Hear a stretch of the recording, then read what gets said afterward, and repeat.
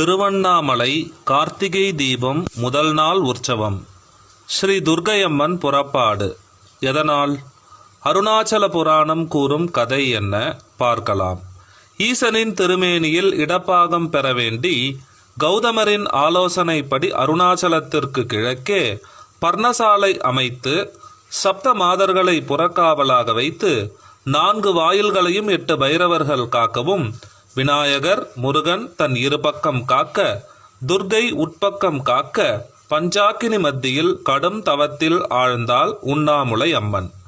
1000 அசுரர்கள் மகிஷாசுரன் தின்னுகின்ற மாமிசத்துக்காக மிருகங்களை தேடி வேட்டையாட பார்வதி தவம் செய்யும் காட்டிற்கு வருகிறார்கள்.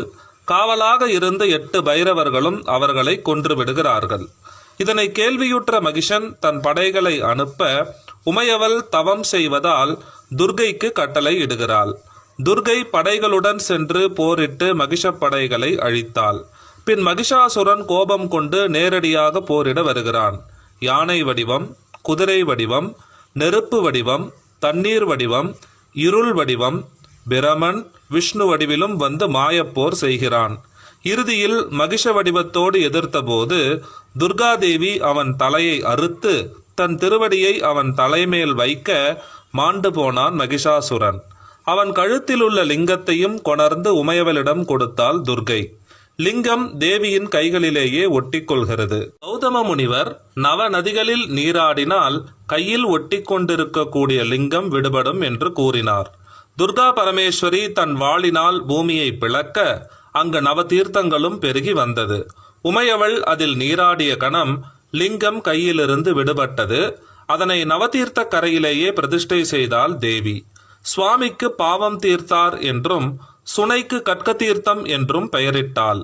இன்றும் இச்சன்னதியையும் தீர்த்தத்தையும் துர்க்கையம்மன் கோவிலில் தரிசனம் செய்யலாம்.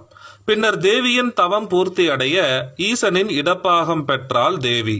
அப்படி பஞ்சாக்கினியில் தவம் செய்யும் கோலத்தை துர்க்கையம்மன் கோயில் அருகிலேயே உள்ள வடக்கு வீதி தபஸ் காமாட்சி அம்மன் திருக்கோவிலில் இன்றும் தரிசிக்கலாம்.